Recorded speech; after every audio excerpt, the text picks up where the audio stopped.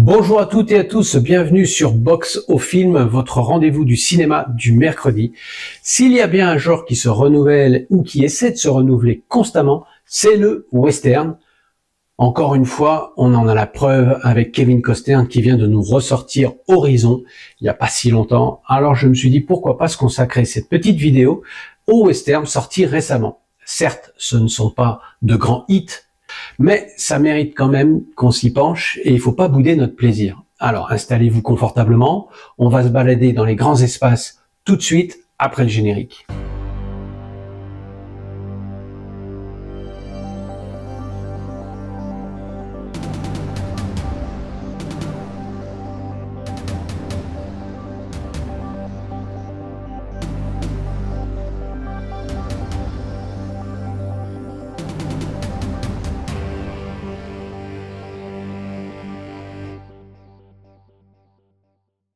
Le premier film que l'on va aborder aujourd'hui, c'est Old Henry. Alors oui, vous allez me dire, on ne connaît pas. C'est un film réalisé par Pozzi Pansiroli, qu'on ne connaît pas non plus.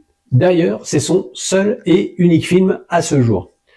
Je ne mentionnerai qu'un seul acteur, Tim Blake Nelson. Vous verrez son visage, il ne sera pas inconnu lorsque vous allez découvrir le film. C'est souvent dans des seconds rôles que l'on voit apparaître dans les films. Difficile de dire quand on voit cet acteur dans quel film il a joué. C'est un western de 2021 sans aucune prétention, mais qui obtient quand même la très bonne note de 3,9 sur 5 sur Allociné. Petit box-office de 77 000 $, bien sûr, puisque la distribution a été très confidentielle avec un, comme j'ai dit, un direct to vidéo. Why'd you settle here? Up at dawn, working the crops, rain or shine. You'll discover there's worse arrangements. Your last name McCarty? That's right. First name? Henry. Why they didn't shoot you dead, I don't know. Where'd you come from? Every place on earth but this.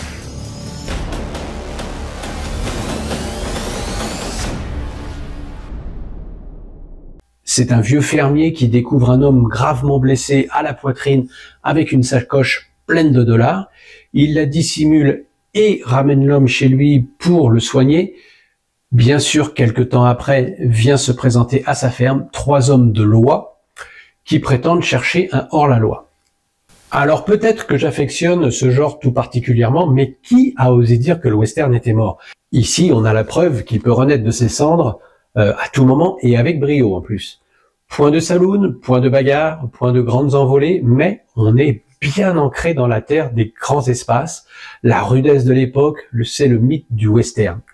C'est un film crépusculaire qui, comme impitoyable référence suprême, excusez-moi du peu, nous livre une histoire tout en retenue et qui colle parfaitement à ses personnages. Chaque mouvement, chaque pas, chaque parole est réfléchie et nous enfonce un peu plus dans cet ouest toujours aussi difficile. L'image n'est pas embellie, les cow-boys ne le sont pas non plus, ils ne sont pas glamour. L'interprétation est juste et la violence n'est pas outragement mise en scène, même si elle est réellement présente. Alors, j'ose le dire, c'est presque un chef-d'œuvre du genre. N'ayons pas peur des mots, on ne dévoilera pas la finalité de cette histoire, mais c'est du grand art. Pour les nostalgiques des bons vieux westerns à l'ancienne, laissez-vous porter par ce souffle sauvage qui a traversé des décennies et qui peut encore nous faire voyager. Donc vous l'avez compris, je vous conseille très fortement ce film sans aucune réserve. Pour le second film, on reste exactement dans la même année, 2021, et on va partir à Murder at Yellowstone City, réalisé par Richard Gray, encore un illustre inconnu, qui n'a à son actif presque que ce western, mais ici, ce qui a retenu mon attention, en fait, c'est le casting. Avec Gabriel Byrne, Richard Dreyfuss, Isaiah Mustafa, il y a de quoi piquer la curiosité. And order. There's a fugitive. He killed people. I am innocent. He's an innocent man. I'm gonna put this killer in the ground. Kill a man in this town, everybody knows there's a price to be paid. Now, what about the truth? Kill!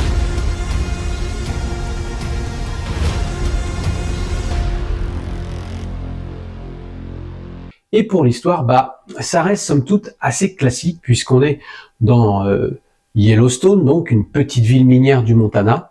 Elle est endormie après une période faste de la ruée vers l'or et elle est brutalement réveillée par un chercheur d'or ayant découvert un nouveau gisement. La note dégringole, 2,3 sur 5, avec un petit budget de 7 millions de dollars. Bon, on est tous ici encore sur des films qui passent directement en VOD. Mais je trouve que c'est un peu dur que cette note ne prend pas justice complètement à ce film. Le genre a toujours été enterré un peu trop vite. Un nouveau film revient sur les écrans car le western est éternel, car il brasse tous les genres du cinéma sans avoir à rendre compte à quiconque. La preuve ici, puisqu'on va parler de drame, d'enquête, de justice, de racisme, d'amour, d'homosexualité, de meurtre, de vengeance, de rédemption. Bon, ça fait un peu beaucoup, mais bon. Un film pour mettre tout ça dedans, ok. Peut-être que c'est trop. Mais on se plaît à voir des acteurs connus se prêter au jeu, et même si le film n'utilise pas tous les grands espaces qu'il devrait, il utilise quand même les codes du genre, il essaie de moderniser le propos mais sans le dévoyer. C'est une réalisation assez soignée, même si on peut se demander comment un homme truffé de balles arrive à remonter sur son cheval et à suivre son destin. On aurait préféré peut-être une fin un peu plus réaliste, cela n'aurait pas été dénué de sens, et un message fort pour la continuité du récit. Voilà pour le petit bémol, il reste un film assez agréable à regarder malgré tout, même s'il n'est pas dans la valeur du premier mentionné dans cette vidéo. Décidément, l'année 2021 a été prolifique pour les westerns, un petit peu ressuscité d'outre-tombe, avec un réalisateur qui revient d'outre-tombe. Son nom va vous évoquer de bons souvenirs de cinéma. Ici, on va parler de Dead for a Dollar, réalisé par le vétéran Walter Hill. Et oui, vous le connaissez pour nous avoir proposé des films dans les années 80 devenus cultes, comme Le Bagarreur, Les Guerriers de la Nuit. Ensuite, les gros blockbusters, 48 heures par exemple, Extrême Préjudice, Double Détente, 48 heures de plus bien sûr. Un vrai cinéma d'action bien assumé. En plus, ici, il s'octroie la présence de deux acteurs assez iconiques. Nous allons avoir William Dafoe et Christoph Waltz. Et pourtant, il a la plus mauvaise note sur Allociné de cette sélection de films avec 2,1 sur 5. I wouldn't try anything foolish. Walk away from that gun. Joke ribbons. What, you know? He's a dangerous man.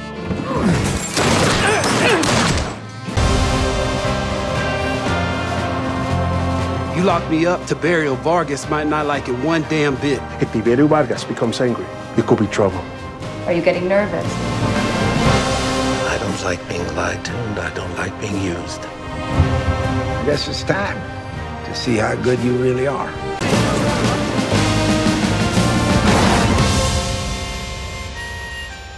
Un box-office qui est loin des blockbusters des années 80 avec 80 000 $. Et oui, bon.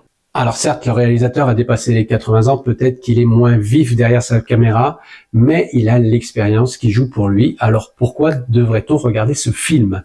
Tout simplement parce que c'est un western. Parce que c'est un western réalisé par Walter Hill. Parce que c'est un western réalisé par Walter Hill avec une belle distribution. Parce que c'est un western réalisé par Walter Hill avec une belle distribution et qui nous offre aussi de merveilleux plans de l'Ouest sauvage.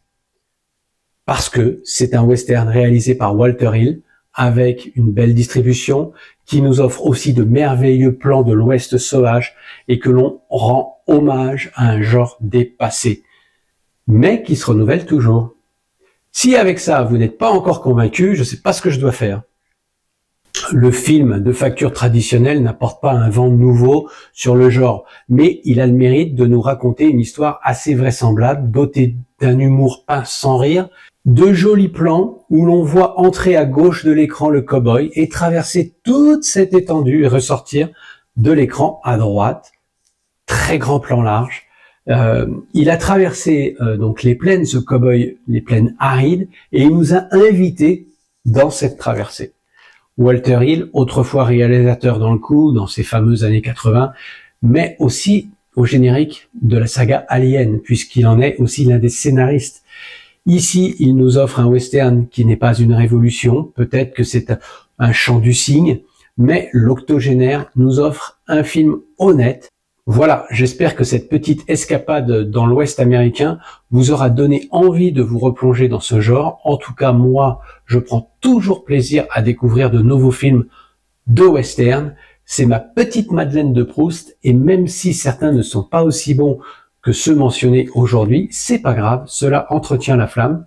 Dites-moi dans vos commentaires les derniers films récents liés au western que vous avez vus, que vous avez appréciés, mis à part Horizon bien sûr.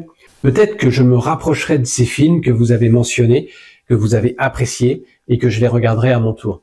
Je vous remercie, je vous dis à très bientôt sur Box au Film, portez-vous bien, et bonne toile!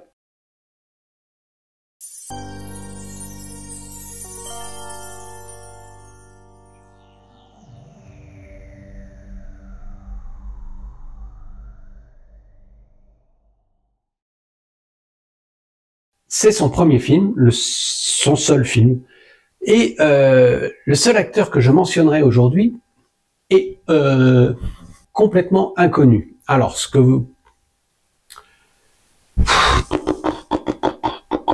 On recommence. On en a la preuve ici. On en a la preuve ici qu'il peut renaître de ses cendres. Décidément, l'année 2021 a été prolifique pour les westerns. Un petit peu